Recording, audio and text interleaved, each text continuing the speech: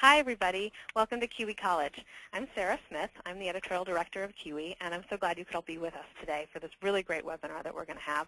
I'm so pleased to be joined by Adam Pertman, the executive director of the Evan B. Donaldson Adoption Institute, which is the country's preeminent adoption research, policy, and education organization.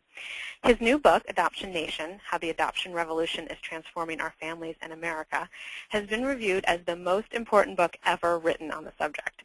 And we here at Kiwi know this to be true because we found him to be an invaluable resource for the article that we did about adoption in our October-November issue. Adam also has a second new book out, Adoption by Lesbians and Gay Men, A New Dimension in Family Diversity. And he's a Pulitzer-nominated former journalist, has won numerous awards for his work, and has appeared on many shows like Oprah, Today, Nightline, and The View. So we're so fortunate to have him here with us at Kiwi College during National Adoption Awareness Month. So he's going to give us a really fascinating presentation today, and he's also going to be taking questions throughout and at the end. So anytime that you have a question, you can just type it in, and I'll keep track of them and ask him as many of them as we can get to.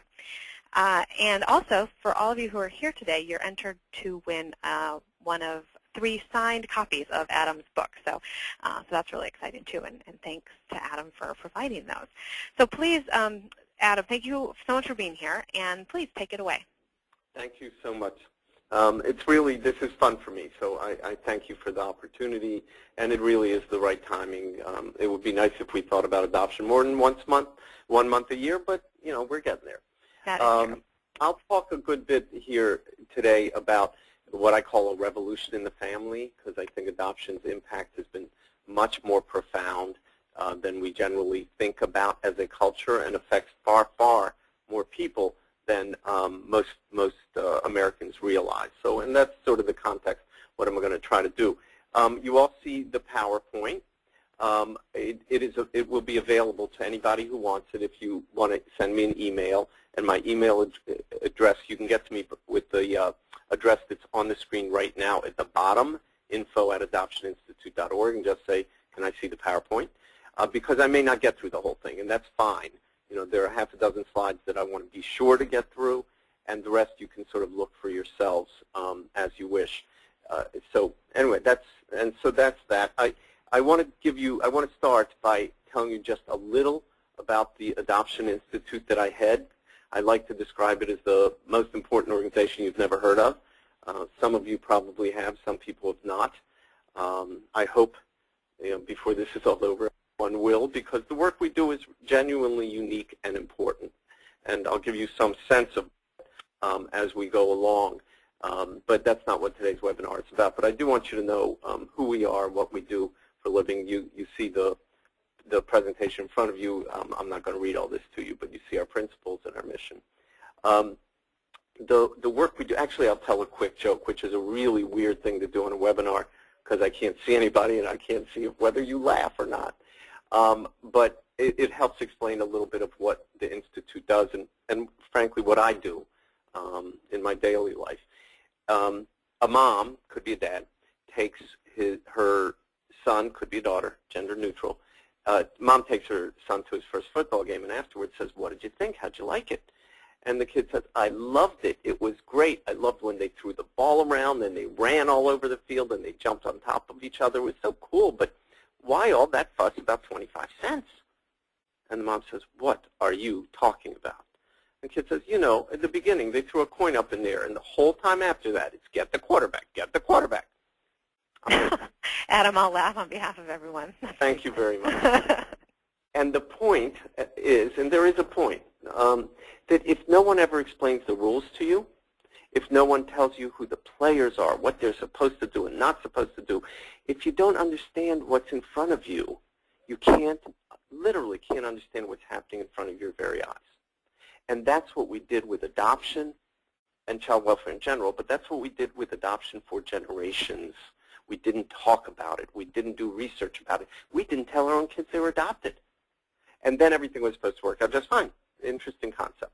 Anyway, so the role of the Evan B. Donaldson Adoption Institute is very much to explain to people what's happening in front of their very eyes through research, through policy development, through education, through a real knowledge base, a think tank base.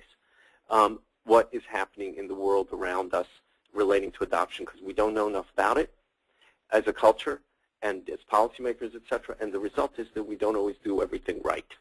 And so we aim at the Institute to get it right, to shape best practices, better knowledge for people, for practitioners, for parents, for everybody involved, and for adopted people as well. So what you see in front of you is a laundry list of some of our work. I do urge you to go to the website, which is, here, I'll do this, which is at the bottom there, adoptioninstitute.org. You'll note I also have a blog, adampertman.com, which you can feel free to take a look at. I also write for Huffington Post and some other places, so we're easy to find. But I do urge you to take a look. We have a great business model at the Institute. We give everything away. So all of this material is available, and practitioners and parents and lots of people download it tens of thousands of times.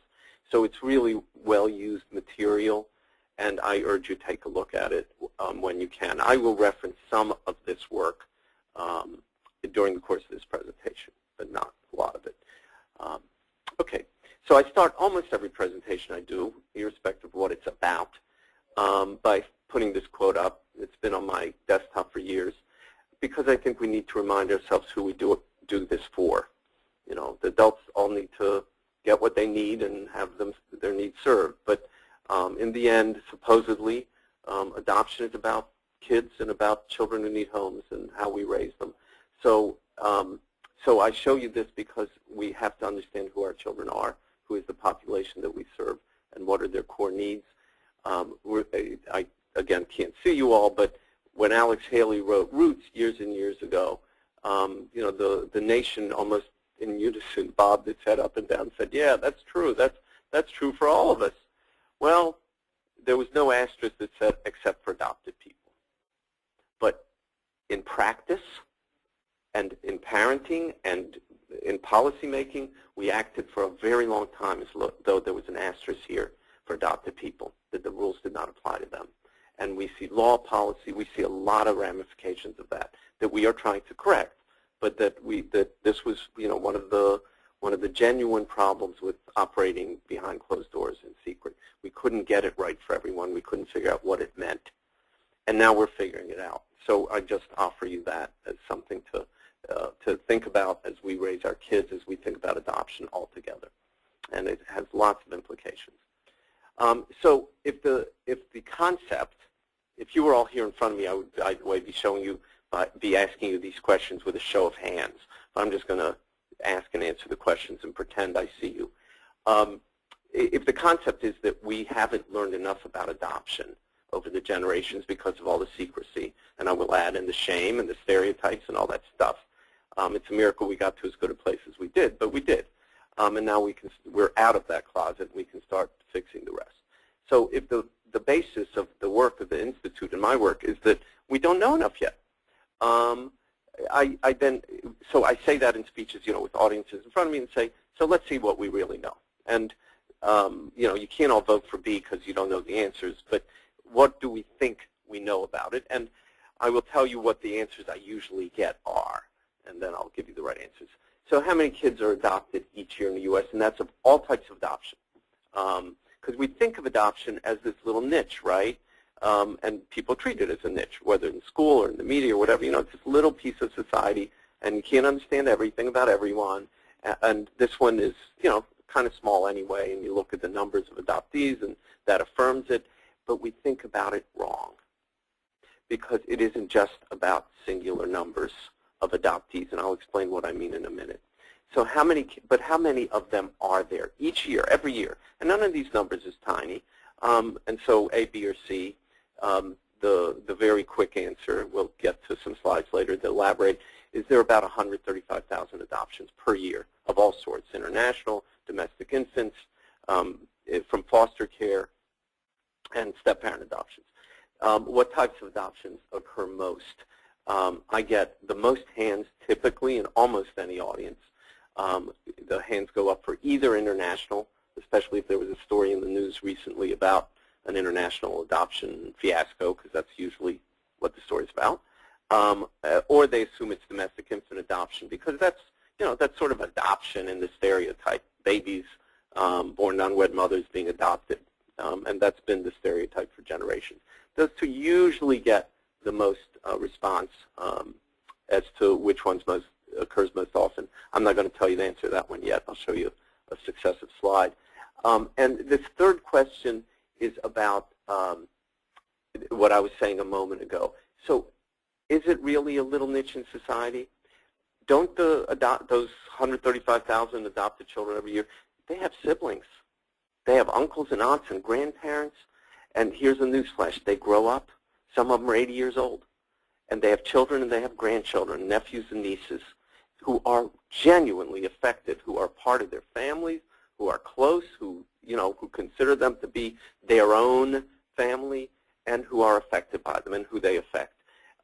So how many Americans, if you include immediate family, if you include those uncles and aunts and grandparents and siblings, how many people are we then talking about? And the numbers, none of these numbers is small. I mean, even at 45 million, I would say we fill quite a little niche. But the answer, which rarely do I get it, an audience that gets it all right, is 100 million people. And I could do the math for you, but it's a safe math. It's over something over 100 million people with adoption in their immediate family, and that does not include foster families. That does not include the biological families from which the adopted kids came. I would say they are affected by the adoption. It does include your kids' teachers. It doesn't include their classmates, their doctors, their mental health professionals. People deal with this population every day and don't even think about the fact that they are dealing with this population. They don't get trained in it, not teachers, not mental health professionals, and then we're supposed to get everything right. But the reason that I put the number out is because we deal with large populations differently.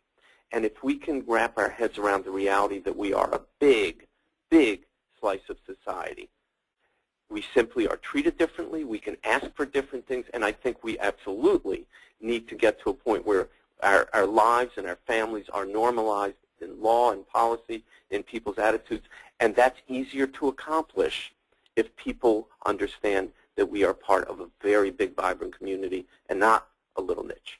So at what age should we tell a child that she's adopted? This is a very common question I get from medical professionals, from parents. I will tell you a quick story to answer the question. And the reason for those age ranges is, do you tell them, when they're so young that they don't really know what it means, but it becomes sort of a word they hear all the time, or 7 to 9 is when you move from, a child typically moves from concrete thinking to abstract thinking, so can they then start getting that concept, or do you wait until they're after the age of 12 when they're really starting to be young adults and can deal with all of this? And well, I'll tell the quick story, very quick. A social worker friend of mine in Boston was placing an infant, a baby, a few days old, in the arms of a couple. This is a few years ago. And one of them, the husband and wife, leaned over to my friend Ellen and said, "When do we tell her she's adopted?" And, you have to ask why they're whispering in front of a child who's a few days old. But it tells you something about the progress we have and haven't made in this realm, right? And Ellen leans over to the couple and says, "On the way home." And I want to suggest that, even the most basic questions like when do we tell a kid still aren't resolved in many people's minds. Some people to this day do not tell their kids that they're adopted. And the answer, and I'll answer any questions you have about this, I'll just say it assertively, really needs to be from the get-go. Because we keep secrets about things we're ashamed of and embarrassed about. And your kid should never have a sense at the age of 7, 9, or any other age that, I wonder why Mom and Dad didn't tell me. I wonder what's wrong. Because that's what they'll think. Anyway, we can pursue it if you have questions. So the answers to the types to adoptions, whoops, I'm hitting the wrong buttons. To these questions, how many are there, where did they come from? Here you go. So adoptions internationally were soaring for a while, for about 15 years. And today they are plummeting. And a lot of people still think they're soaring. They certainly are not. That's another webinar. While the number of adoptions from foster care are indeed soaring. And these are the numbers that are going up and up and up. And the bottom line of it turns into this. Very few audiences I speak to say that most adoptions in America are from foster care, but that's the case, almost 70% of them, followed by infant adoptions, babies, followed by international adoptions. The international infant just a few years ago would have been flopped, but the total numbers were about the same. So the numbers of foster care really are going up, and if you add up the number from foster care or from abroad, you get to the low 80%, which means that the sort of stereotype of what adoption was and how we built it, which was infant adoption, just exists on a very, very small scale anymore. Are there any questions? This would be a good time if there are one or two. I'm happy to take them, and if not, I'll just keep going. I'm not seeing any coming in yet, but if anyone has any at this point, you can type them in and hit send, and we'll ask away. Okay. Looks like not quite, so why don't you move on, and I'll... Fine. And I just want to say that I'm happy to answer questions that are not directly from the slides, or if someone wants to suggest something that they'd like me to address, I'm also happy to do that. That's great. That's so generous of you. Okay. Wait, we just got one in. Let's go to it. All right. We have a audience member who wants to know, since most people want to adopt an infant and there are so many older children out there waiting to be adopted, I would consider adopting an older child, but I'm concerned about my ability and my family's ability to bond with an older child. Is there a way to spend time with the child to see if he or she is the right fit for my family? Is adoption right for me? Well, a great question. Great question, Bethany. Thank you. It is. And the question is yes. The answer is yes, rather. Mm-hmm. There are two ways. There are many ways, but there are two ways. One, in most cases, in most states today, the process of adopting from foster care is called FOST-ADOPT or foster adopt. You almost have to be the foster parent of the child before you proceed with the adoption. And I can, again, if you want detail, I'll explain why. That can be difficult for the adults, but it turns out to be really the best thing for the kids. But it is also obviously an opportunity for you to see how it's going. Now, you go into it assuming, I hope, that this will work, because you don't want to disappoint the child either. But there is that opportunity, absolutely, and there's a training process for adopting from foster care that also gives you the opportunity to know, oh, can I do this? Can I not do this? Can I follow through? Can I parent a child with a special need? Do I want to parent a child who's younger? Is that what I'm learning about myself? Can I parent a child who's a different race or ethnicity than myself? You don't always know all those answers until you start the process and really get introspective about it. But people typically do learn that about themselves and what they can handle and what resources there are to help them. So that is one route for sure from the foster care world. In the international world, there are programs. Wherein children from orphanages abroad come to the U.S. on, quote, vacations or to summer camp or something like that, and then they'll reside with you for that summer, or while they're doing whatever the activity is. And they don't know it, so it's not misleading to them, and it's not trying, and they work very hard not to disappoint them if it doesn't work out. But what they're doing is staying in your home for a while, for sometimes weeks or months at a time, and you get to see whether there's that fit. And a lot of good placements come from that. So there is an alternative from the foster care system domestically and internationally to do what you're suggesting. Wow, thanks for answering that. That's so interesting. How does someone find out about taking those foster care training to get started on that process? For the purposes of today, send an email to info@adoptioninstitute.org, and that'll shortcut today. Okay, but great. In every state, every single state, if you just Google adoption from foster care, you're going to come up with 3 or 4 solid means of entering the process. Great, that's so helpful. Thanks, Adam. There's also an organization, national organization, one-stop shopping, called Adopt Us Kids, Adopt US Kids, all run together, .org, and this is their job for domestic foster care adoptions. Great, adoptuskids.org? Yep. Great. All right, moving along. So I talk about a revolution. It's in the subtitle of my book, and it's the title of our presentation today. So what is this revolution? Is there really a revolution in adoption in the family?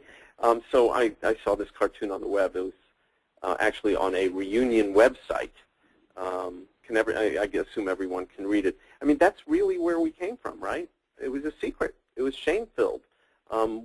Single women were embarrassed into or coerced into giving up their kids because you weren't supposed to do that in our culture. So there was a time in our history, not long ago at all, where a large percentage of the infants born to unwed mothers wound up being adopted. And then we sort of try to put the square peg in the round hole and said, and literally social workers told parents, now you raise your child as though you gave birth to her. And so we did that. And people did that, by the way, even when they adopted 25, 30 years ago from Korea. As though you gave birth to her, and she's Chinese, she's Korean, Asian, and you are white. Interesting. Adoption is a miracle. But that is the construct that we created and lived with for a long time. So part of the revolution, a big part, is that we turned that reality on its head. It's much more open. It's much more honest. Today, women who are placing their kids for adoption are generally doing so in an informed manner because they believe it's best for their child, for themselves. The whole, and with exceptions, parents are being more honest and telling their kids where they come from, and that has big implications for our families. Big implications.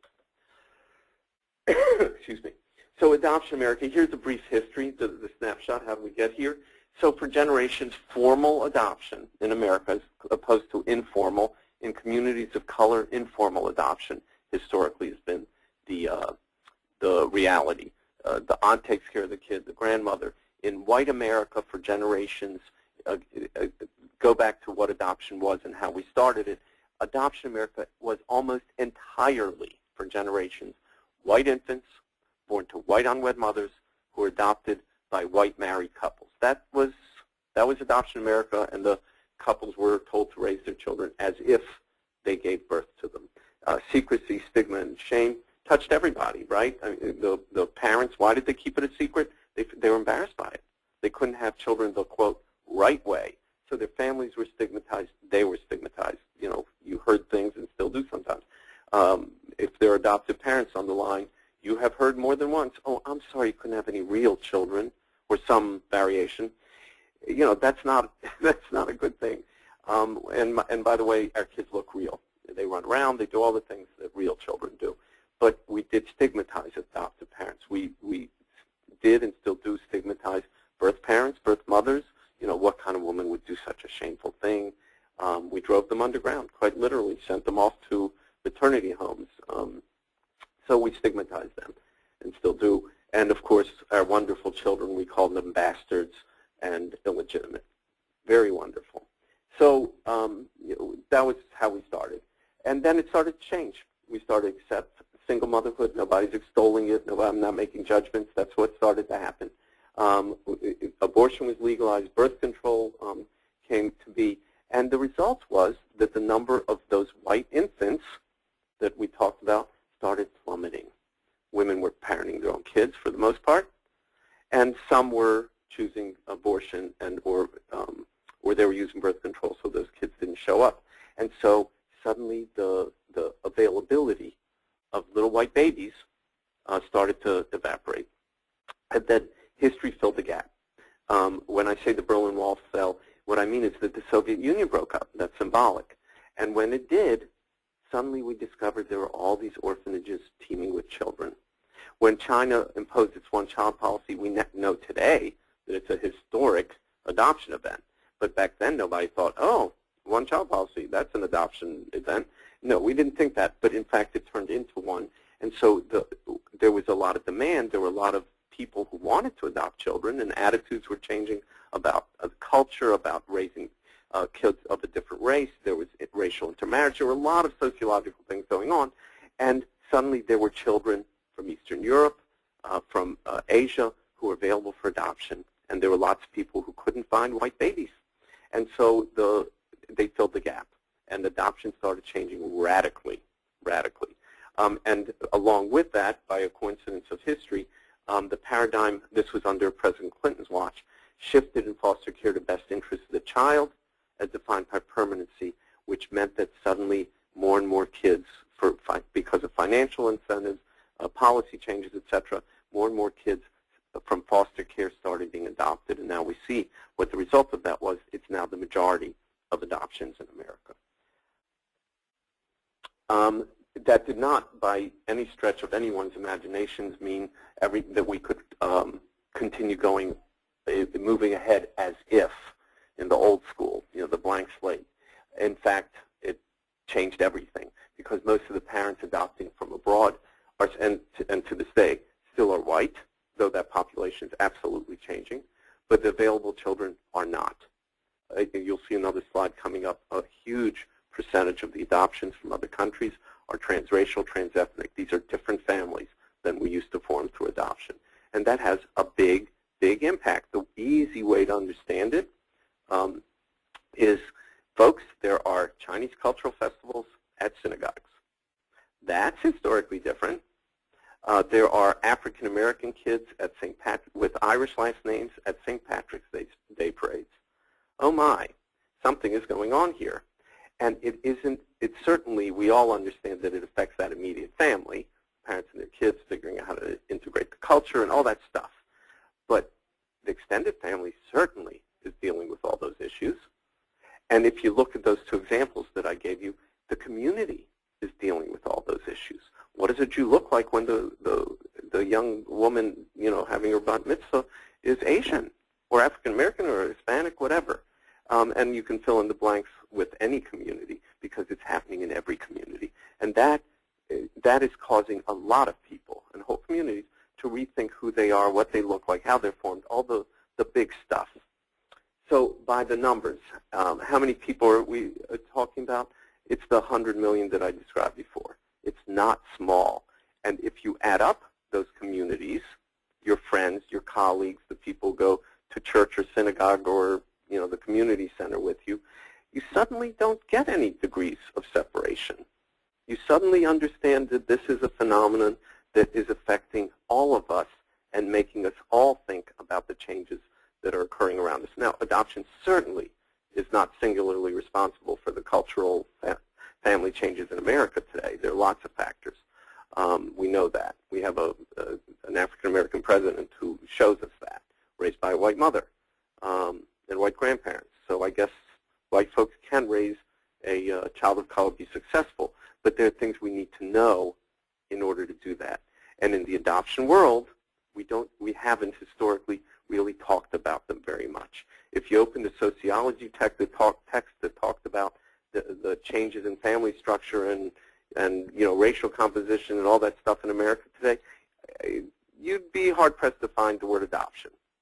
And yet think about just how profound an effect it really has, both in the numbers, as I just pointed out, but it's not just a numbers game. And again, I'll do this by example. And forgive the stereotyping, it's accurate stereotyping, and to make a point. So, one little Chinese girl in an all-white schoolyard, of whom there are many coast to coast, changes the way the teachers in that school teach family formation. That's a big impact for one little kid, and you can fill in the blanks with, obviously, child of another culture. One other just really quick example. A white woman walking down the street with a white child elicits, nothing in the eyes of the people pass her. But if that child is Asian, Hispanic, African American with a white woman in the stroll, the kid is in the stroll and the woman's walking, a lot of people wonder, I wonder if she's adopted. Some years ago they would have wondered, I wonder if the husband is or the father is. And today it's adoption. I'm not saying they run home and say, hey, guess what I saw? The point is they don't do that. It just seeps into our consciousness that families look different today. Families are formed differently today. The kids who go to school with that little girl in the schoolyard, they're not going to grow up thinking the same things about, the balance of nurture and nature and the importance of blood ties and what families look like and kids look like their parents. And they simply, I don't know everything they're going to grow up thinking, but it's sure not going to be what we grew up thinking about the very realities, the simple basics of what families are. So it's not just a numbers game, and it has real implications. The last bullet here, there's a real growth in non-traditional families of all sorts in our country, but we rarely are included, adoptive families are rarely included in the mix when people talk about that. You know, they talk about you get the picture. I don't have to go through it all.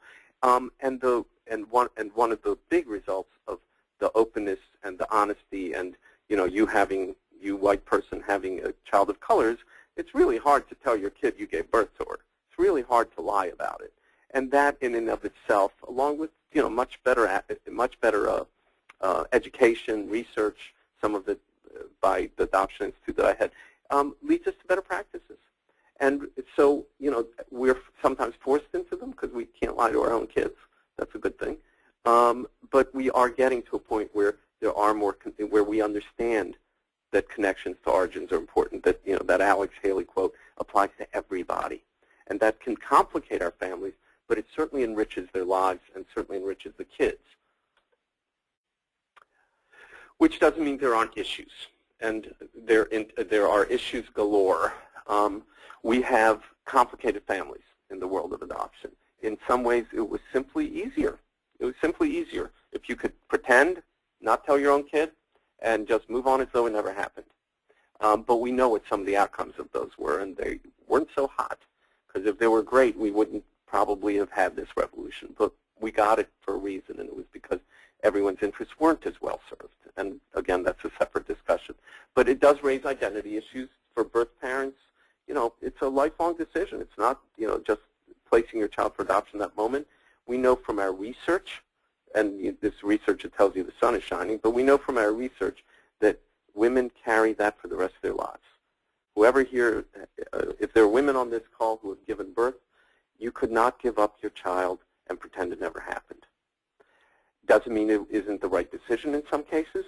It means we have to recognize that the human beings who do this have repercussions, psychic, emotional repercussions that last a long time. And you see that you see some of the examples that I'm giving here. I don't think I need to go through all the stages. For adopted kids, it's complexity. And by the way, lots of kids have complexity in their lives. They're in step families, they're in divorced families, they're single moms. There are lots of, this is our complexity. But we have to recognize it, and we have to not only embrace it in a real way, but understand it in a way that allows us to help them. I'll show you another slide right after this. Kids think about this stuff, like the third bullet. I don't look like my parents. You know, sometimes the parents don't think about that. You know, we accept our kids, we love our kids. They're our kids.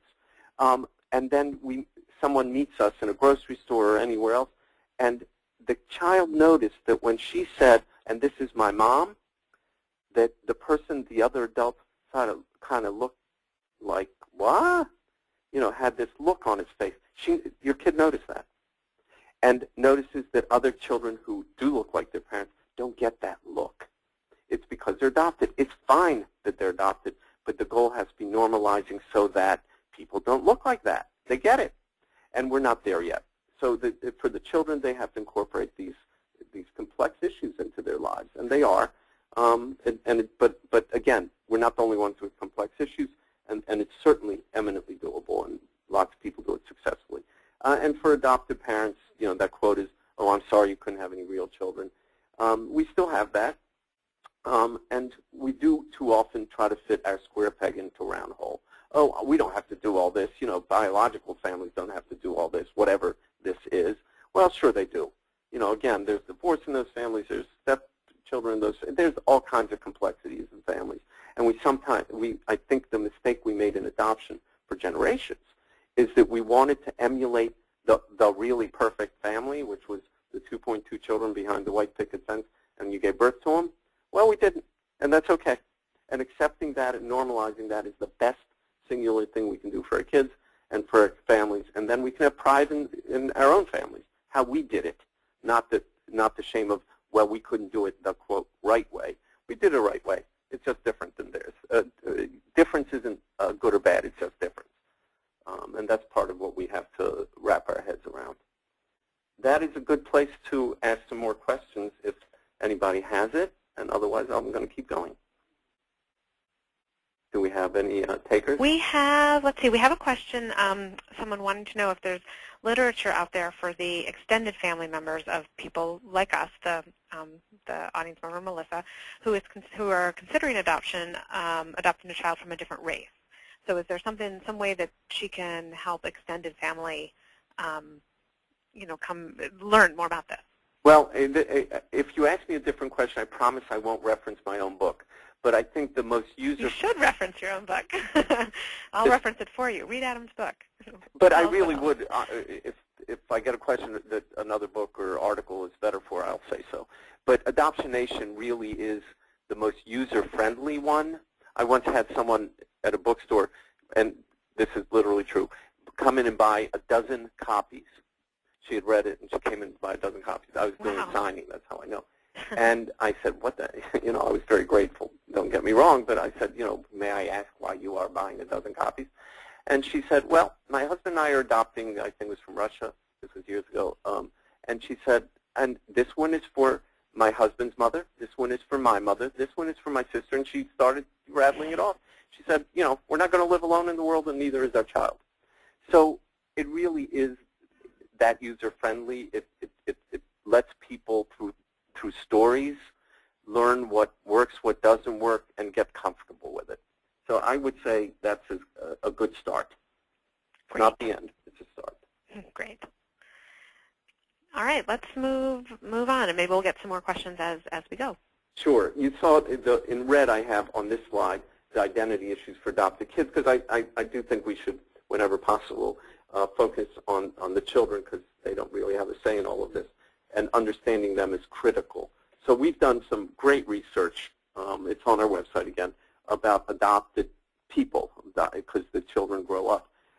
And this one, if you see where it says Korean, just fill in the blank with transracial, because this is, the Korean cohort was the largest, so we used it for the sample, but the results were similar or identical with other races.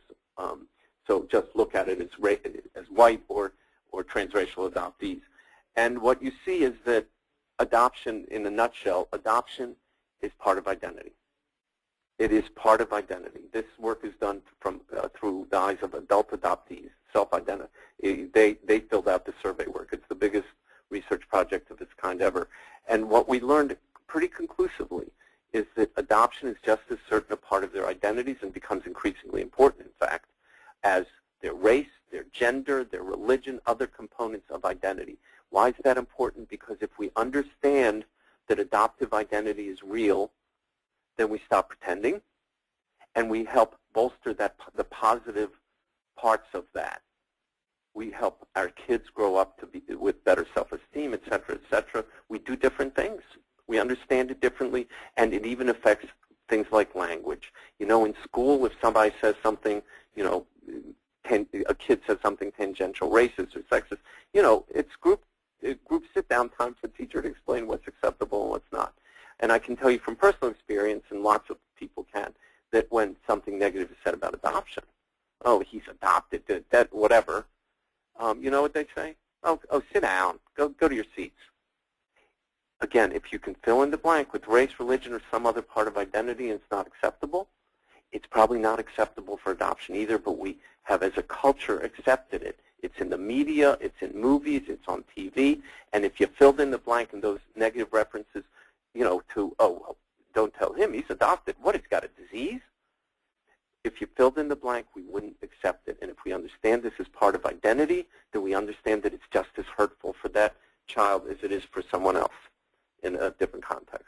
And this is the importance of race. So as white parents who are adopting a lot of children of color, it tells us that race is really important in these children's lives. Race and racism are alive and well. Again, made lots of progress, but that's the reality. And if we as white parents don't learn what it means to raise a child of color, how to do their hair, how to explain to your African-American child that he may get followed by store detectives, that's not something most white people can explain from their own experience. So it's not any commentary on whether we should adopt transracially, because it's happening in big numbers. But it means that we have to do it with our eyes wide open, understanding our kids' experiences and what they will experience. I'm not going to go through I'm watching the clock, and so I'm going to start wrapping up. I hope people ask a few questions. I'll leave some time at the end. I'm just going to give you sort of a snapshot of a few slides. These are several of our reports, our research projects on our on the Adoption Institute website.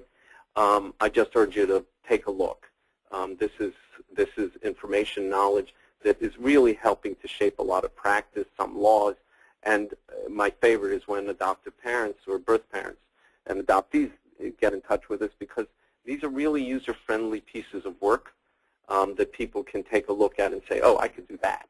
And that's the idea. I was a journalist for 25 years, and it turns out, that was training to write for 8th grade level so that we could put out reports that people really, research-based reports that people really understand and can utilize. So these are just 3 that pertain to what we are discussing today. Where we are today, and I'm just going to pick a couple of these to talk about, because, again, I would like to leave time for Q&A. Adoption today is changing. You can see some of the statistics. We're certainly not there yet, but we are moving ahead. And, again, it's part of the work that we do at the Institute, but it's part of what people, I don't even know who you are, but people like you are doing in day-to-day life. That's what's really changing. You don't change anything more quickly than if you change reality on the ground. And that is happening in a very, very quick way. So adoption today is still thought of as child placement. If you ask 100 people on the street, they'll say, oh, adoption, that's when an adult takes a child into her home or his home or their home and raises it as their own. So it's child placement. And as long as we keep thinking about it as child placement, we will make different decisions than if we understand that it's a big family thing and affects 100 million people plus. So and plus, if you only think of it as child placement, then where are the birth parents in the picture? Where are the other relatives in the picture? Where are the siblings?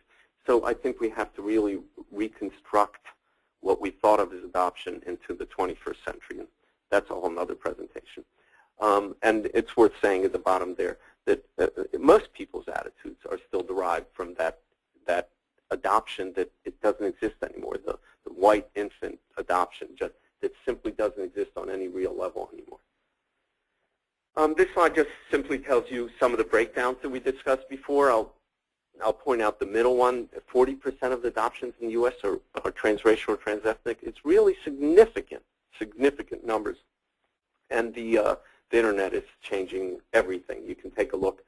Again, if you get the slideshow, feel free.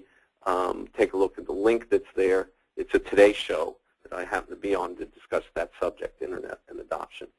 People are finding each other. It's extraordinary what's happening on the Internet. And talk about a revolution in the family. Any semblance, anyone who thinks that your kid at 12 can't find birth family, even sometimes if they're in another country, is not yet paying enough attention. That potential is very real today, and it's going to grow, and it adds to the complexity of our families, sometimes to the richness of our families, but in unpredictable ways. And we've got to make it more predictable. I will quickly tell you that the Adoption Institute has just launched maybe its biggest project ever, which is to develop best practice standards for adoption on the Internet in a lot of different realms. If people want to know about that, email me. But it could be the most important work we've ever done, because this is that big and dramatic a change. And this is just to illustrate, this is 10 seconds of work. If you want to find somebody, there are 8,000 people out there who will help you, and you can just go on Facebook. Openness and contact with birth families certainly can make life more complicated. There's no question, but we live in a country where there are people on their 3rd marriage with stepchildren and half-siblings, and the people live in 2 different states. I promise, our families aren't more complicated than that. So we need to stop to sort of fess up to that. Our families are different, and it's fine. Difference is good. There are all kinds of different families, and that leads you to the last point. We're the only ones with complicated issues, and that we do feel that way sometimes, adoptive families on the line. And I promise you, we live in a world with complexity in most families. We have our own, and we got to wrap our heads around our own, and we'll simply do a better job.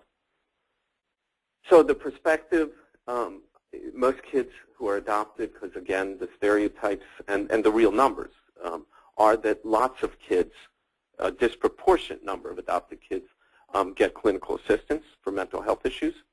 There's no doubt about that. But A, the vast majority do not, and they thrive like any other kid. And this is really important. The ones who do, A, we're doing a good thing for them. It's great. If they have an issue, we should be taking them to get help for it. We should see that as a strength.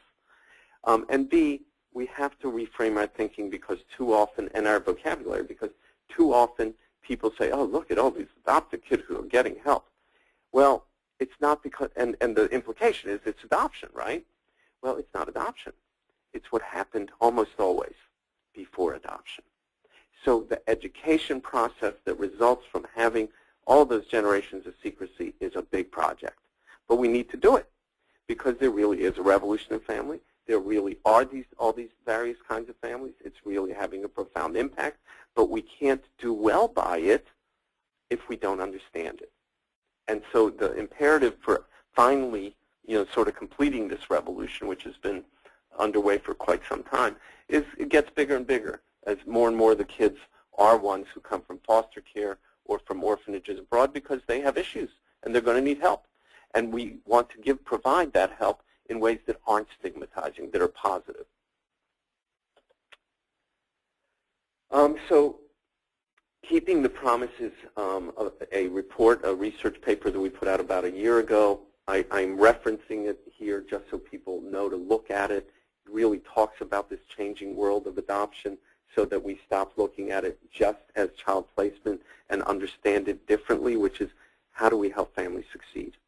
And if we do that, especially, again, if the numbers rise from foster care or kids from orphanages, we really have to change the way we're doing things. And the other red part highlighted here is that we as parents, and I'm an adopted parent, need to, I will say that this is true for all parents. All parents feel like if they couldn't do right by their kid, if their kid is having a problem, I must have not been a good enough parent. And that's not where the emphasis should be, and it's probably not true. There are lots of other factors. We need to wrap our heads around the reality that asking for help is a strength. I love my kid so much that if she needs something, whether it reflects poorly on me or not, I'm going to help her. Because lots of people, and especially adopted parents, don't get that help because they think, oh, I just couldn't do the job, and they feel terrible. Well, that doesn't do the kid any good at all. So I think we have to realign our thinking. Living on a level playing field, what I mean by that, as we emerge and as the diversity and this revolution is acknowledged, and I think increasingly it is, we have to move, and we are moving to a place where adoption is what I call normalized. It's one other way to form family. But too often that's just rhetoric, and too many people, while they say that, think that it's a way of solving a problem. It's solving a problem of kids in foster care or kids in orphanages. Does adopting help resolve that issue, help those children? Of course it does. Just like remarriage resolves the issue of a single parent raising a child by herself. It solves a problem. It's probably not why she got married. She got married because she wanted to have a relationship. Adoption has to be viewed through the prism of being another way of forming family. That's the way we normalize, and we haven't done a good job of putting that out. The second bullet there we've talked a little about. I'm just looking at the clock. And we have work to do. That's the bottom line. But the goal has to be that our families, the individuals in our families, and our extended families, because I think of birth family, I think of all the people who are involved, it has to be normalized. There has to be yet another way to form a family rather than something that's otherly or different. Because then people want normal families. And into the future, their secrecy is indeed ending, and the Internet is going to put the last nail in the coffin of all that secrecy. Anybody who's not telling their kid or is not helping their child figure out who they are, where they come from, is taking a risk that at some point that child will figure it out for themselves, and they're going to know that you were either hesitant or didn't want to or whatever. But we are entering a really different dimension in families. Those search sites that tell you can find your high school classmate, guess what? You can find a lot more than that, and people are doing it every single day. And we're going to have to come to grips with that as we think about who our families are. Now, I do want to caution one thing, because some people hear this and they sort of get gun-shy. Oh, my God, I can't do this. A, yes, you can. Lots of people do, and it's fine, and it's normal. And B, and this is critically important, just remember information is different than relationships. Just because you can find someone doesn't mean you're going to have a relationship with them. Or that if your child finds someone, doesn't mean they have a relationship. It's incumbent on us to draw those lines, those differences, so that we understand them. And so, because knowledge is a good thing. Relationships are things that people, adults or children, but adults for children, decide who do I want to involve myself with and to what extent. But we have to know that it's going on, and we have to know what sort of personal best practice looks like. We have to think about those things and figure out how we want to deal with them. So when I'm going to wrap this up. Let's say we have 5 minutes, and I want to leave it for questions. When I finished writing my book, I knew what I wanted to do with the introduction to it, which was, the introduction should be short, and they should give you a sense of, what the book is you're about to read. And I really had a lot of problems. I almost literally couldn't do it. And it started growing and growing, and my editor said, "You're not writing another chapter. You're done." And I was stymied, and then a miracle occurred. A cartoon popped into my head, and it's never happened before, never happened since, and I can't draw. So I had a cartoonist draw it to my specifications. It serves as the introduction to my book, and it'll be the conclusion to this presentation. I will explain why. If I can go to the next slide. It's a pregnant woman at a party, and a couple is saying to her, "Oh, I'm sorry you couldn't adopt." Now, I'm listening to the hysterical laughter. The reason that I use this as the intro to my book was because, for two reasons, actually. One is simple. It turns reality on its head. Any adoptive parents on this call or elsewhere, it turns that question, "Oh, I'm sorry you couldn't have any real children," on its head. So I think that's one reason we can laugh at it. But the big reason, and the primary reason I used it as an introduction, is because some short number of years ago, I don't know how many, but short number historically, most people would have looked at this and said, "What are you saying, that people shouldn't make babies? What's your point?" Today, we look at it and we can laugh because we get it, because something fundamental has changed in our understanding of families, how they're changing, et cetera, et cetera. It's a big change in our culture. We simply didn't used to talk about it. And now we can joke about it and get transformations like this just looking at them. That means we have made significant strides in families, accepting families, normalizing families. That's a big thing that we've done in the last couple of generations. And if we can make fundamental changes that big, last bullet, we can do this.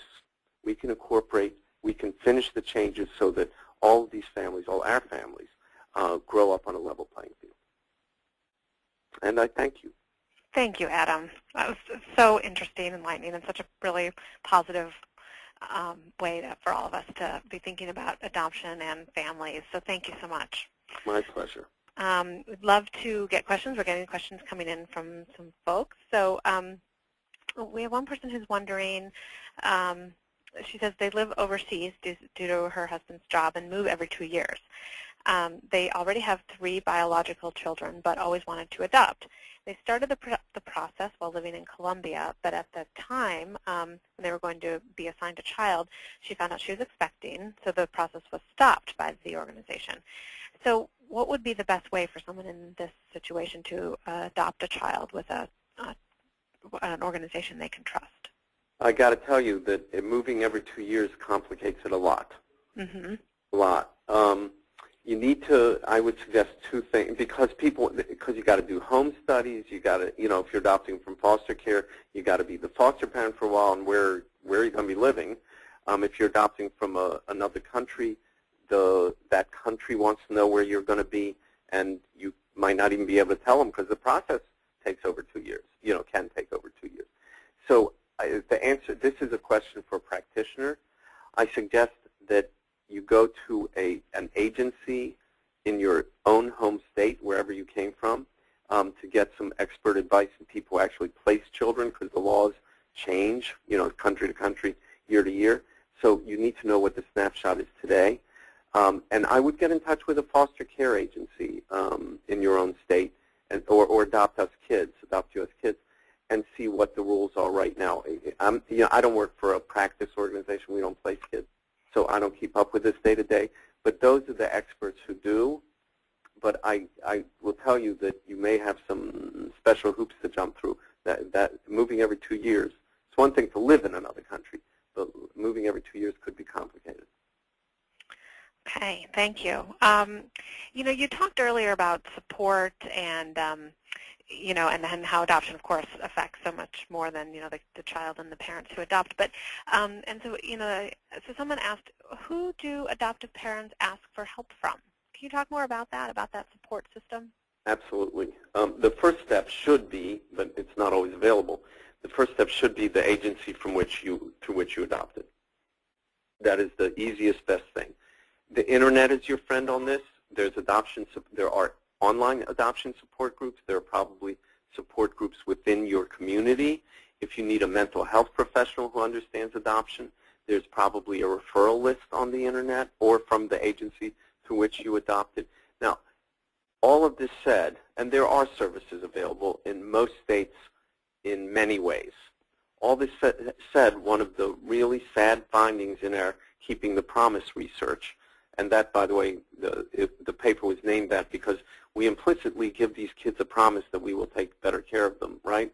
That's the promise we need to keep. Anyway, one of our disheartening findings is that there aren't enough services available, and especially some of the services that the toughest families need, the ones that have really tough kids. So we are embarked, the Institute is embarked on a project. We have some funding from Freddie Mac Foundation to do something about that. But it's a multi-year project, and we're not there yet. And it's just a few months old. So you can find services, and that's a way to get at them, but they are not readily available enough. Sorry to say. Interesting. Can you talk about talking to kids who are already in your family about if you're considering adoption or it's imminent, kids who are either biological or adopted themselves, how you bring them into the situation since maybe they're not quite old enough to read your book? Well, so I need to write a juvenile version. I think you do, actually. The answer is that it is a much longer one than I'm going to be able to give you on this call. But the answer is make it normal.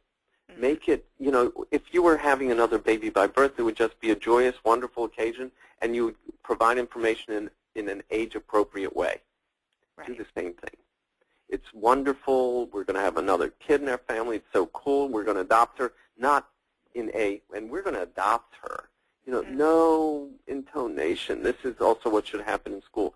It's another normal way of forming a family. Go back to one of those slides. It's real. How we talk about it is really important, because if children will absolutely get the cue that something is awry here, if it sounds like it is. If the language we use isn't as normalized as if we were describing a child being born into the family. Will they have questions because of their peers? Absolutely. But they know that mommy and daddy think that, they didn't blink an eye. This was just another way of doing it. So it has been the easy answer for now, for starters, is that it should be done in a really normalized way, tone and content, and it needs to be done in a very, very age-appropriate way. There's an old story about little Mary goes to her mom and says, "Where did I come from?" And mom says, "Oh, God, got to tell her, it's time to do it." And she tells her the birds and the bees, and Mary says, "Oh, that's interesting. I asked because my friend Janie said she comes from Kansas." We have to know what the question is, really, and answer just enough. You can always add, but you can't subtract. So the answer may be as simple as, "Oh, it's so great. We're adopting a little boy from China," whatever it is. And he's going to be part of our family, and then you just go on as though it were just anything else. And the questions will come, and then you deal with them. That's great. Such a great point to make. I think we have time for maybe one more before we say goodbye to everyone. We have a question from a parent of an adopted Chinese child, and she says she's just learned that it's now possible to find the biological parents and wants to know your thoughts on that. She says her daughter is well-adjusted and accepts that it would be impossible to find her biological parents, but now we are told that it is potentially possible. Well, I'll give two quick answers. One, I don't know how old your daughter is, but how would you feel if you told her, no, we can't find it, and so that way you don't have to deal with it, right? And 5 years from now, she finds out that you could and you didn't. So, there are consequences for doing things and there are consequences for not. It's not like one road is clean and the other is not. This is good for your child. Is it more complicated? It could be, or maybe not, but it could be more complicated. But, it's Alex Haley stuff right from the beginning. It is normal for her to want to know that information, to maybe have contact. Relationship is a whole other level, and it's another discussion. But that's normal for her and positive and affirming for her. And look at the report we did called Beyond Culture Camp, the bullets from that or the report itself. This is some of the best stuff for shaping positive self-esteem and identity in our transracially adopted kids. This exactly. And just a final point. A couple years ago, maybe 3 years ago, we had some medical issues with my daughter, Emmy, and we needed some background. We needed some information. And you know how I got that information? I called her birth mom, and she told me. And we dealt with it, and it was nothing. And it was nothing. So there are benefits, costs and benefits to everything. Having that knowledge in the end may serve you very, very well. And it's certainly, again, from an identity formation perspective, there's every reason to think it's a positive. All right. Thank you so much for that answer. And thank you so much for this excellent presentation today. I think everyone's just been riveted. I've seen everybody, very attentive today, so thanks, everyone. And I want to remind everyone that for being here, you're entered to win a copy of Adam's book that he's going to sign, so we'll let the winners know very soon. And Adam, would you mind just reminding everyone of some of the resources, ways to contact you and your institute's website before? Absolutely. Yeah. I'm going to put it back up on the screen. Great. There we go. The website is adoptioninstitute.org. I urge you to look at it. We put out a monthly e-newsletter. Sign up for it. It's really good. I was a journalist for 25 years. Turns out I was practicing to put out a newsletter, but it's a really good newsletter, and maybe the best in the field, and lots of very, very useful information every month. We email it to you. Just sign up for it there.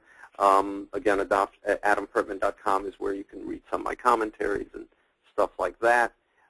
And I could give you a lot of email addresses, but this one will get to me for sure. I see every info@ inquiry that we get, and just reference this show, and we will go from there. That's great. Thank you so much for your, not only for the presentation, but for your willingness to help everyone afterwards, too. So thank you. And everyone, thank you for being here, and have a great rest of your day.